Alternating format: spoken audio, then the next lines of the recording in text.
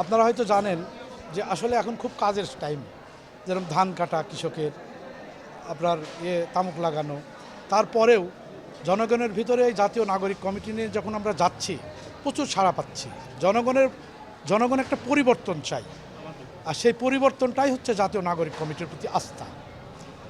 আর এই প্রোগ্রামটা আমার একার দ্বারা সম্ভব হয়নি। এই প্রোগ্রামটা সবাই হেল্প করেছে, বিশেষ করে আপনারা যারা আছেন, ইলেকট্রনিক্স মিডিয়া, প্রিন্ট মিডিয়া এবং আমাদের ভলেন্টিয়ার যারা আছেন, আর আমার ছোট ভাই রিন্টু আছে, এবং আমার ছোট ভাই বুলবুল আছে। সবাই মিলে আমরা এই প্রোগ্রামটাকে সুন্দরভাবে করার চেষ্টা করেছি, যথেষ্ট সহযোগিতা পাচ্ছি এবং আশা করি 8ই সেপ্টেম্বর আমাদের জাতীয় নাগরিক কমিটি আত্মপ্রকাশ করেছে।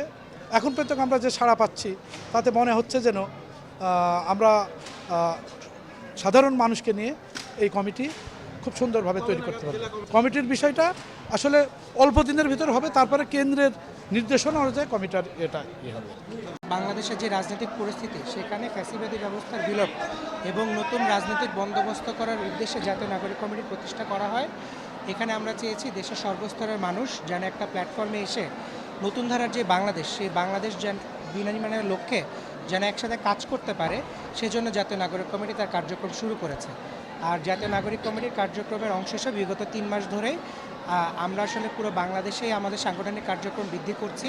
তার অংশ হিসাবে আজকে আমরা কুষ্টিয়া ভেড়ামারাতে কুষ্টিয়া রাইজিং প্রোগ্রামটা করতে এসেছি, যেখানে মূলত আমরা আমাদের কুষ্টিয়ায় জাতীয় নাগরিক কমিটির বিষয়ে যারা আগ্রহী আছেন এবং স্থানীয় যারা সংগঠক আমাদের সাথে কাজ করছেন বিগত কয়েক মাস ধরে, তাদের সাথে মত বিনিময় সভা করেছি।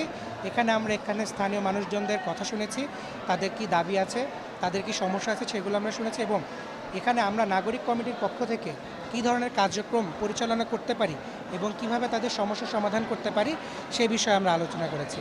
এবং একই সাথে আমরা জানিয়েছি যে বাংলাদেশে নতুন ধারার যে রাজনৈতিক চাহিদা সৃষ্টি হয়েছে, সেখানে জাতীয় নাগরিক কমিটি তার জায়গা থেকে মানুষের জন্য, দেশের মানুষের জন্য নতুন রাষ্ট্র বিনির্মাণে কাজ করে যাবে, সেই আকাঙ্ক্ষা আমরা ব্যক্ত করেছি।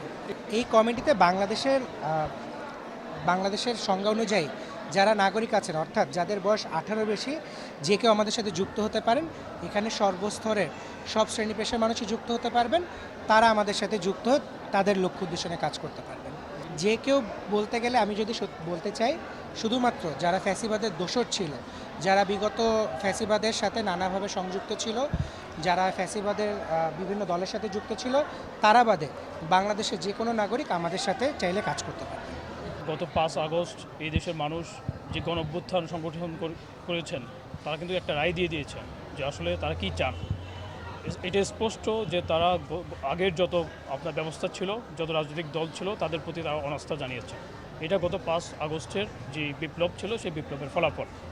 সুতরাং আপনার যে প্রশ্ন যে আমরা কি নিয়ে আসছি, আমরা যাদের প্রতি জনগণ অনাস্থা জানিয়েছেন, তাদের বাইরে গিয়ে তাদের যে আশা আকাঙ্ক্ষা সেটা প্রতিফলন করতে পারে এমন কর্মসূচি, কর্মকাণ্ড এবং সংগঠন নিয়ে হাজির হচ্ছে, এবং জাতীয় নাগরিক কমিটি সে কাজটি করবে। আপনারা অলরেডি দেখেছেন যে একটা বিশেষ জনগোষ্ঠী, আওয়ামী ফ্যাসিবাদী যারা দোষর আছেন, অপকর্ম করেছেন, তাদেরকে বিভিন্নভাবে আশ্রয় দেওয়ার চেষ্টা করছেন। আমাদের জায়গা থেকে আমরা খুবই স্ট্রিক্ট যে তারা যাতে কোনোভাবে পুনর্বাসিত না হন বা হতে না পারেন, সেই ব্যাপারে আমরা আমাদের কিছু প্যারামিটার আছে, সেই প্যারামিটার অনুযায়ী আমরা তাদেরকে বাছাই করার চেষ্টা করে যাচ্ছি। কিন্তু এটা তো একটা বিশাল কর্মযজ্ঞ আপনারা দেখতে পাচ্ছেন। এতগুলো মানুষকে আপনি তো একদিনে আপনি বাছাই করতে পারবেন না। এটা একটা কর্মপ্রক্রিয়া। আমরা কর্মপ্রক্রিয়ার মাধ্যমে ধীরে ধীরে আমরা আমাদের যেই যারা খারাপ মানুষ আছেন তাদেরকে বের করার চেষ্টা করছি। আমরা যখন জাতীয় নাগরিক কমিটি গঠন করি, তখন কিন্তু আমরা বলেছি এটা একটা রাজনৈতিক উদ্যোগ। একটা রাজনৈতিক উদ্যোগ যখন নেবেন, কারণ আমাদের সব কর্মকাণ্ডগুলো রাজনীতির সাথে সম্পৃক্ত। যখন আমরা একটি রাজনৈতিক উদ্যোগ নিয়েছি, তখন আমরা দেখেছি যে মাঠে যখন আমরা চলাচল করেছি, কাজ করেছি, তখন আমরা দেখেছি যে মানুষ চায় যে একটা নতুন পলিটিক্যাল বন্দোবস্ত ছাড়া, আপনি নতুন একটা দল ছাড়া আপনি কিন্তু একটা অন্য দলকে আপনি মোকাবেলা করতে পারবেন না।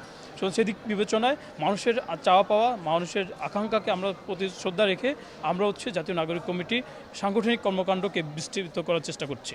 আমরা এখন পর্যন্ত তেমন গ্রুপিংয়ের মানে দেখছি না, গ্রুপিং হচ্ছে এমন কিছু দেখছি না, কিন্তু আপনি জানেন এটা বিশাল একটা কর্মযজ্ঞ, সুতরাং এর ভিতরে অনেক গ্রুপিং হবে, অনেক কিছু হবে, কিন্তু এর ভিতরেই তো মানে একটা ভাঙ্গা গড়ার ভিতর দিয়ে তো আসলে মানে একটা সংগঠন দাঁড় হয়। তো আমরা যাচাই বাছাই প্রক্রিয়ার মাধ্যমে আমরা যাচ্ছি, আমরা মানুষের সাথে মিশছি, তাদের সাথে কথা বলছি, মানুষের যে আশা আকাঙ্ক্ষা সেই আশা আকাঙ্ক্ষার প্রতি মানে সজাগ থেকেই আমরা আমাদের সংগঠনের কার্য পরিধি আমরা বিস্তৃত করছি।